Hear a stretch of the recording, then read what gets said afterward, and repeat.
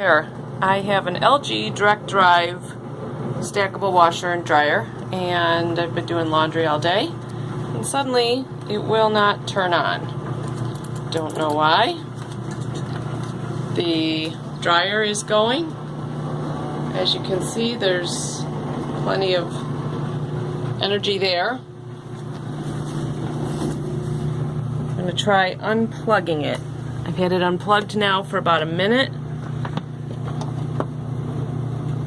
This worked last time. Just plugging it back in. Let's see if it works. There it is. Amazing.